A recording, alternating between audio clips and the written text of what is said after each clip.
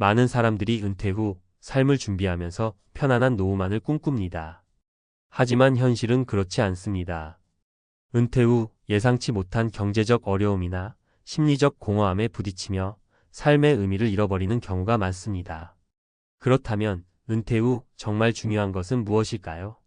1,000만 원 줘도 아깝지 않은 최고의 인생 조언. 그것은 바로 은퇴 후에도 당신의 삶을 완전히 바꿀 수 있는 비결입니다.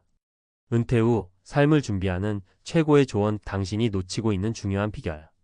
은퇴 후 삶을 어떻게 준비하느냐에 따라 나머지 인생이 달라진다는 사실, 많은 사람들이 이미 알고 있을 것입니다.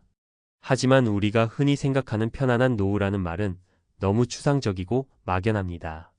실제로 은퇴 후의 삶은 그동안 일터에서 쌓은 경력이나 재정적 준비뿐만 아니라 새로운 삶의 의미와 방향을 찾는 것과 밀접하게 연결됩니다. 이런 변화의 중심에서 중요한 역할을 하는 것은 무엇일까요? 그 답은 바로 준비된 마음과 마음의 여유를 갖는 것입니다.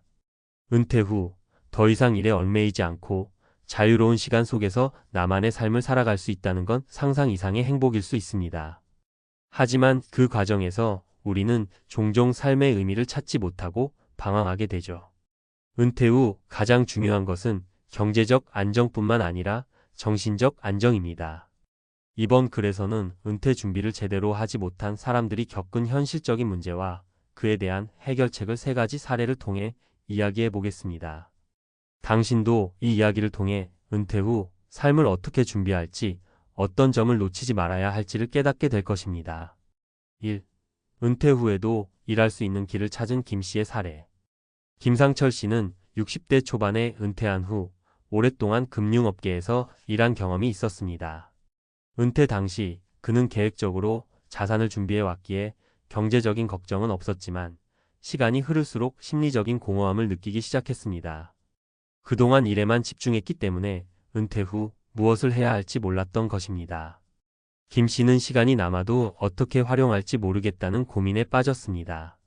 그는 처음에는 여행을 다니고 취미 생활을 즐기려고 했지만 점점 그 활동들이 지루하게 느껴졌습니다. 그런 와중에 그는 친구의 추천으로 자격증 공부를 시작하게 되었습니다. 그가 선택한 자격증은 재무설계사였습니다.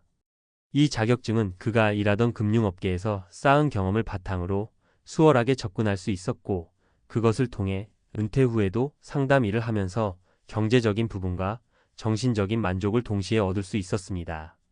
김 씨는 그 후 은퇴 후에는 더 이상 돈을 벌기 위해 일하지 않는다고 생각했지만 마음이 허전한 사람들에게 도움이 될 수 있는 일을 하며 보람을 느끼게 되었다고 말했습니다.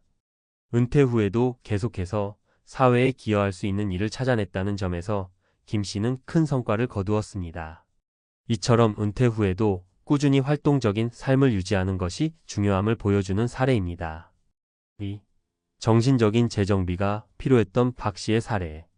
박영희 씨는 58세에 대기업에서 퇴직한 후 대다수 사람들이 부러워할 만한 여유로운 삶을 꿈꿨습니다.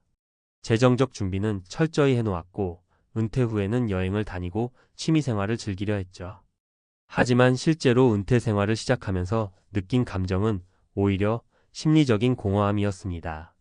일을 하지 않는다는 것에 대한 불안감, 그리고 자신이 사회에서 쓸모없는 존재가 되어가는 것 같은 느낌이 들기 시작한 것입니다.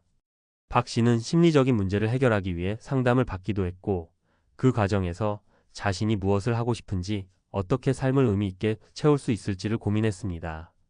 그 후 그는 봉사활동을 시작했고, 이를 통해 새로운 친구들도 만나고 자신에게 필요한 존재감을 찾을 수 있었습니다.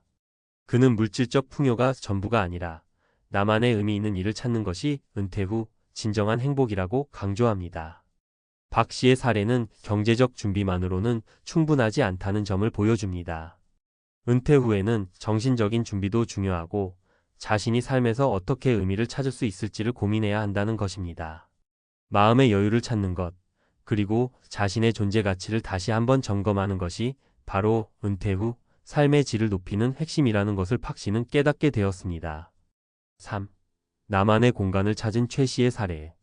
최수진 씨는 은퇴 후 가족들과 함께 살기를 원했습니다. 그동안 직장에서의 스트레스와 바쁜 일정으로 인해 가족과 보내는 시간이 적었던 탓에 은퇴 후에는 모든 것을 가족과 함께 보내고 싶다는 꿈을 꾸었습니다. 하지만 얼마 지나지 않아 그녀는 큰 갈등을 겪게 되었습니다. 그녀의 부인과 자녀들은 그녀의 은퇴를 환영했지만 함께 살면서 다양한 문제들이 발생했기 때문입니다. 특히 자유롭고 독립적인 생활을 원했던 최 씨는 가족의 규칙과 일상이 맞지 않다는 것을 점점 더 실감하게 되었습니다. 결국 최 씨는 작은 농촌 집으로 이사를 갔습니다. 가족과 함께 살 때보다 더 많은 시간을 자연 속에서 보내며 자신만의 시간을 가질 수 있는 공간을 찾은 것이었죠. 최 씨는 그곳에서 정원 가꾸기, 동물 돌보기, 심지어 농업 관련 강의를 듣는 등 새로운 삶의 의미를 찾기 시작했습니다. 그녀는 내가 원하는 대로 살아가는 것, 그것이 나에게 행복을 주는 방법이었다고 말합니다. 최 씨의 사례는 은퇴 후 자신의 공간을 찾는 것의 중요성을 일깨워 줍니다. 많은 사람들이 은퇴 후에 가족이나 다른 사람과 함께하는 삶에 집중하는 경향이 있지만 자신만의 공간에서 온전히 자신을 돌보는 것 또한 중요한 일입니다.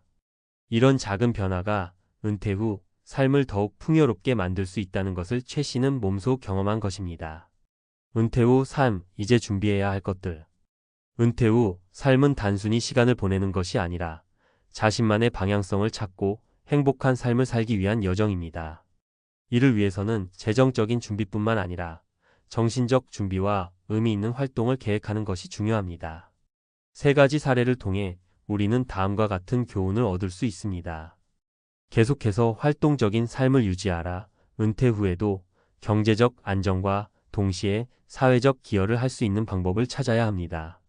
김 씨처럼 새로운 직업을 찾거나 봉사활동을 하는 것도 좋은 방법입니다. 정신적 준비를 게을리하지 말라. 팍 씨처럼 자신이 무엇을 원하는지, 어떻게 삶에 의미를 부여할 수 있을지를 고민하며 정신적인 안정감을 찾아야 합니다.